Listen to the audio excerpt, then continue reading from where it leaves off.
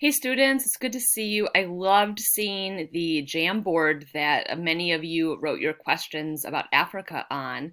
This was an assignment from Wednesday. And I wanted to go over a few of the questions and let you know what I'm thinking.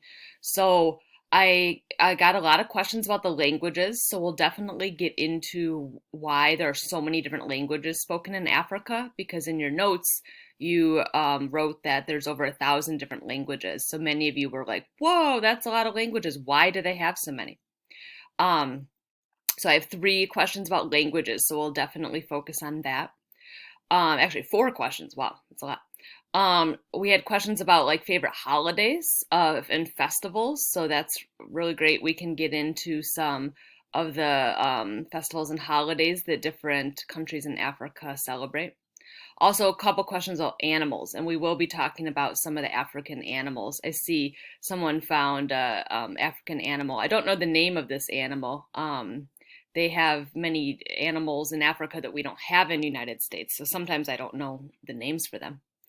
I wanted to clear up some stuff. Your questions were showing me that some people are thinking that Africa is a country. For example, some people said, who's the president of Africa? How many states are in Africa? Um, there was one other one. Oh, the capital of Africa. So Africa is made up of lots of different countries, and it's made up of about 54 different countries. So there's not going to be like one capital of Africa. There is a capital for every country, but there's not a capital for the whole continent. So we have to be really careful. The continent is a group of countries. And what makes a continent is its land that's by itself. It's like a big group of land, like North America, South America, Asia, Africa, Antarctica, Europe. And so inside Africa, we have many different countries. So um, it's confusing because sometimes the words state and country are used to mean similar things. But in this case, instead of saying how many states do we have in Africa, you can say how many countries are in Africa. So there's about 54 countries in Africa. And I love this. Someone found some flags of the different African countries. So I love that graphic here. And then we're going to learn that inside of the country, there's a capital. In the country, there's a president or a prime minister who's the leader of the country.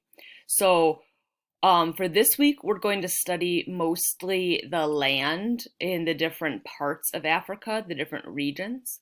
And then in the future, we're going to study a few of the countries. And when we study the countries, then you can learn who's the president, what the capital is, what's the population of that country.